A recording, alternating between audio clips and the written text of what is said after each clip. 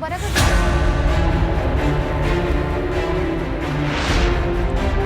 आपको तो पता है।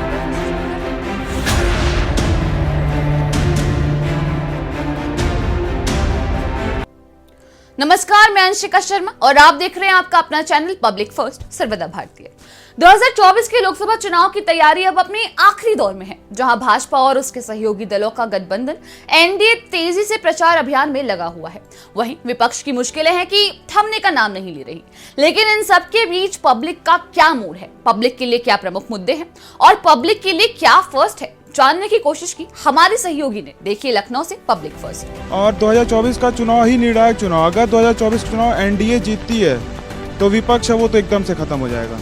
चुनाव से पहले ही ऐसा मैंडेट सेट कर देना कि विपक्ष पहले ही अपने घुटनों पर आ जाए। जिस टाइम इंडी गठबंधन के प्रमुख चेहरे राहुल गांधी जी जैसे चेहरे जिनको मोदी जी के अगेंस्ट चुनाव लड़ना था, वो असम में हेमंत बिस्वा शर्मा से जूझ रहे थे। तो यहाँ पर जो कानून व्यवस्था है वो एकदम सुव्यवस्थित ढंग से चल रही है, किसी भी तरह का कहीं दंगा होने को नहीं मिला है। आप अगर बात करें 2017 से पहले की, तो आप देखेंगे कि 2017 से पहले कितने दंगे यूपी में हुआ करते थे।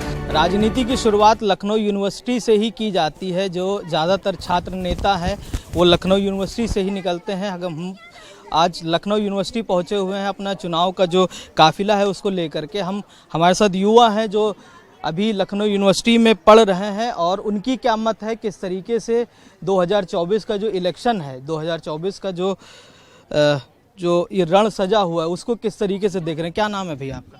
जी, मेरा नाम राजवीर सिंह है। मैं लखनऊ यूनिवर्सिटी का छात्र हूँ, प्रथम वर्ष का, स्नातक में। अच्छा, तो अभी आपकी कॉलेज शुरू हुआ है, 12वीं आप अभी पढ़ के आए हैं, तो किस तरीके से 2024 का इलेक्शन देख? 2024 का इलेक्शन देखा जाए तो बहुत ही निर्णायक चुनाव है इस बार का। अगर 2024 का चुनाव, ये जो अभी सरकार जो है, अगर ये दोबारा अपनी सरकार बनाती है 2024 में, तो माना ये जा रहा है कि विपक्ष को एकदम ख़त्म करना है।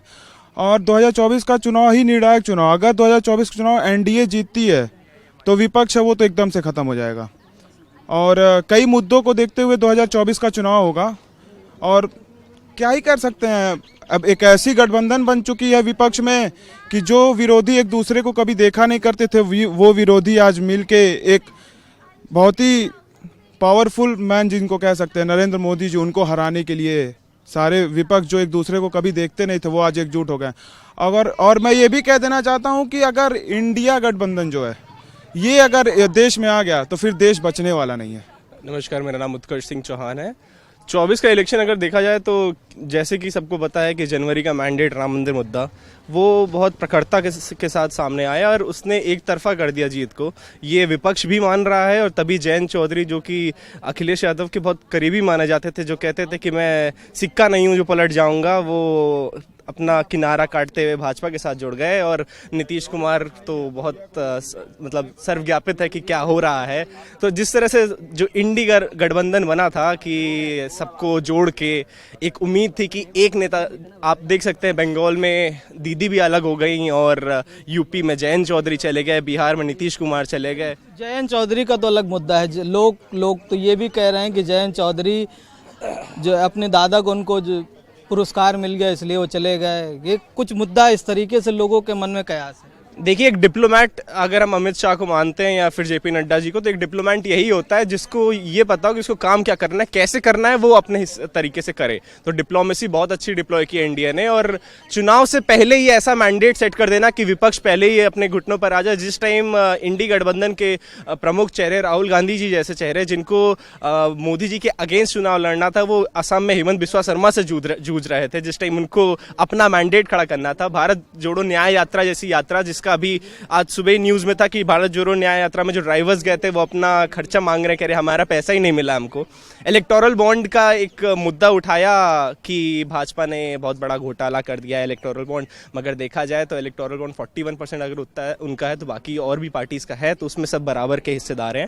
एंड इलेक्टोरल बॉन्ड जैसा जो मुद्दा है वो हमारे जैसे पढ़े लिखे तबके के लिए, गाँव वाला तो यही कह रहा है कि भैया मंदिर बनवाए दे हैं, राम लला आए गए तो कहा हुई। क्या नाम है भैया?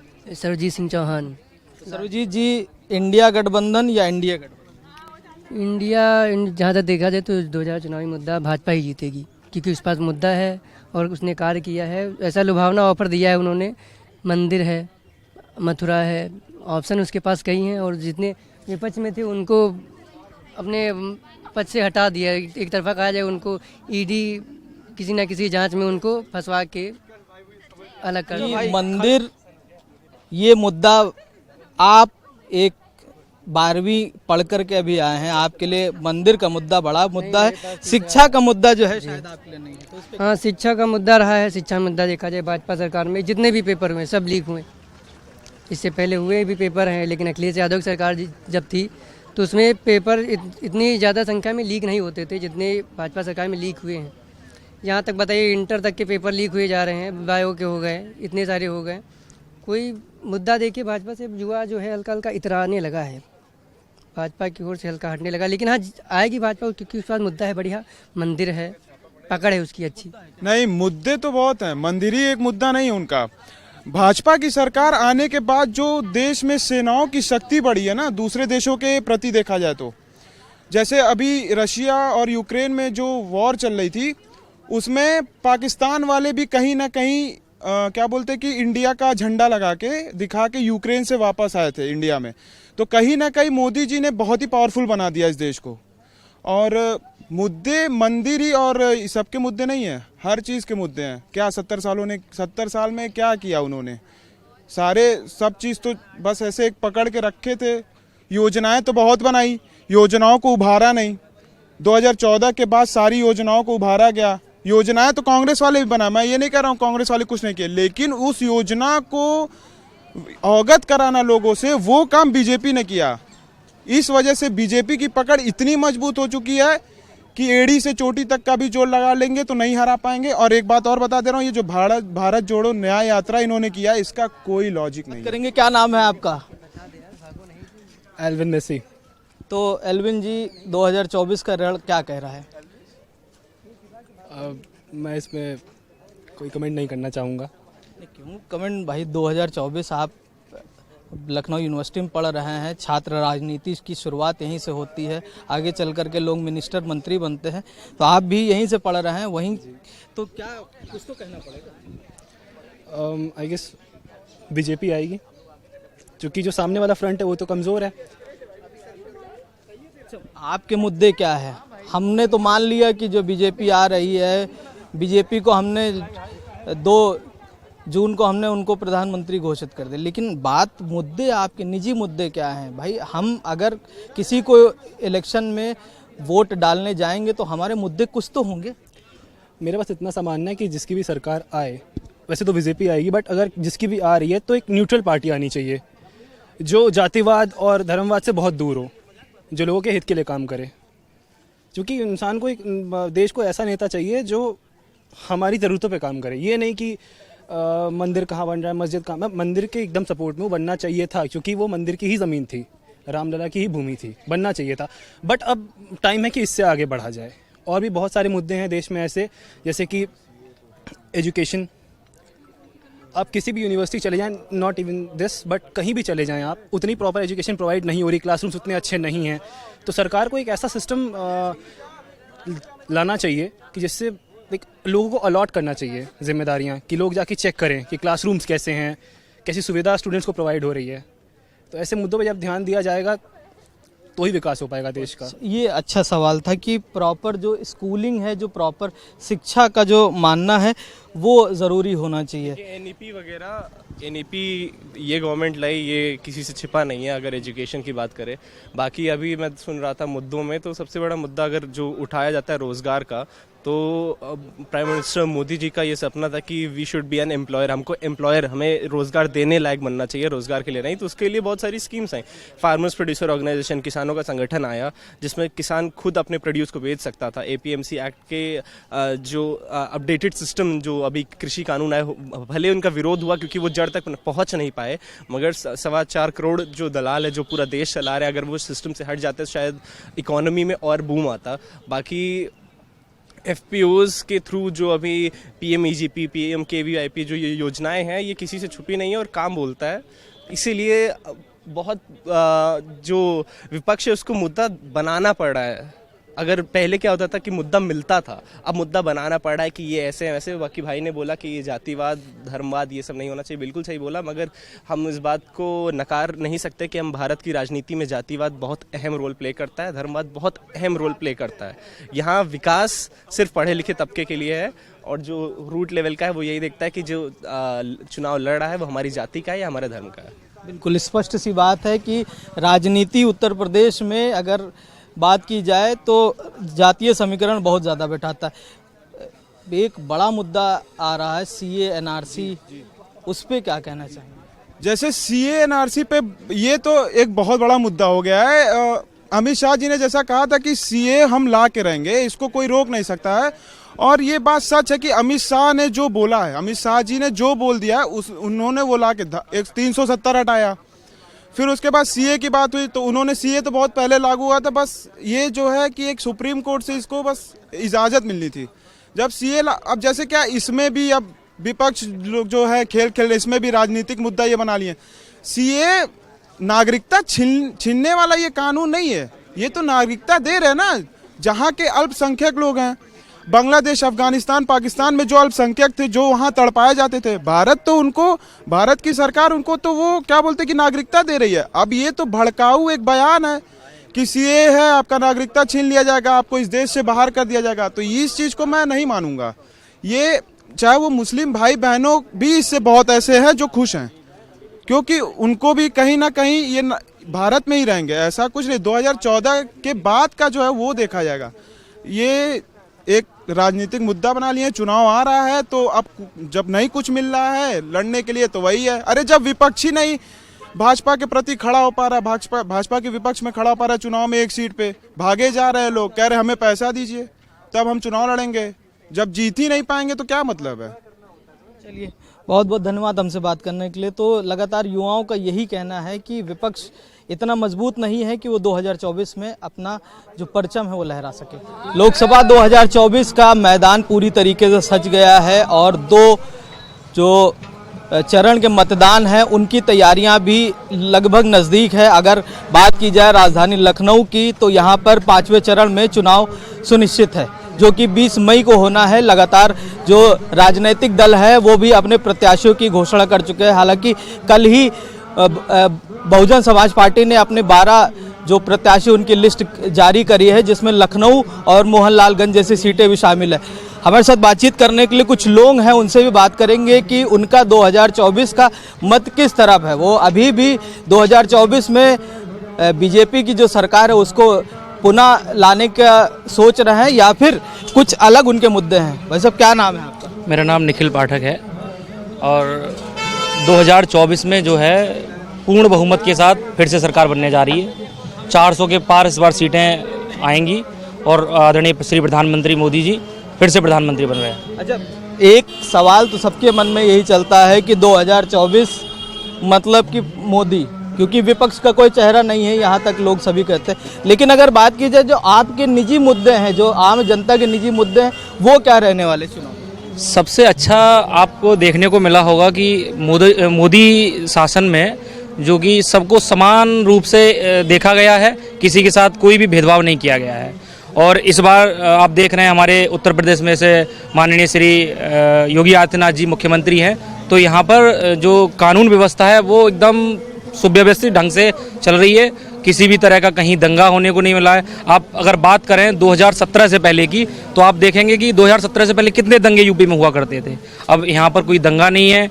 और अब प्रधानमंत्री जी के जो महत्वपूर्ण मुद्दे हैं, जैसे कि जो भी सरकार बन रही किसान सम्मान निधि जो है सभी किसानों को लगभग 90% किसानों को सम्मान निधि मिल रही है। अच्छा, अगर किसान सम्मान निधि मिल रही है तो फिर दिल्ली में लोग इतने बड़े बड़े अनशन क्यों कर रहे हैं? किसान क्यों नाराज है?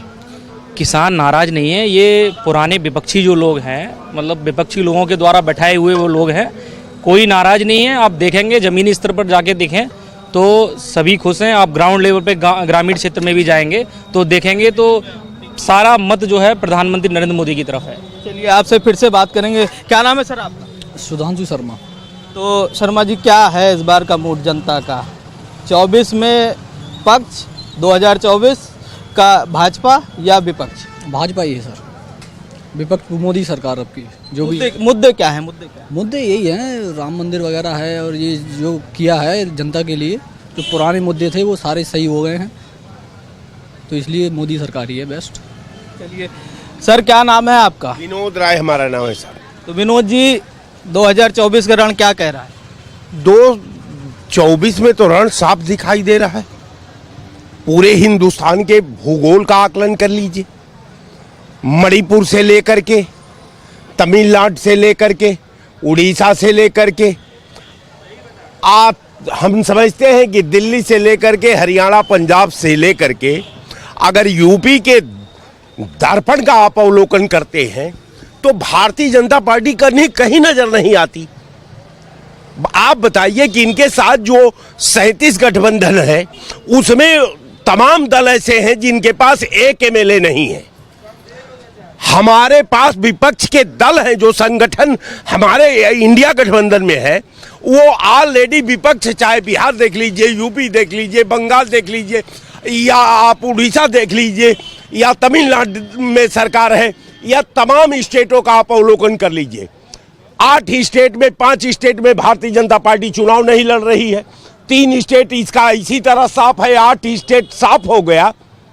तो लड़ना केवल भारतीय जनता पार्टी को उत्तर प्रदेश में है और गुजरात में है।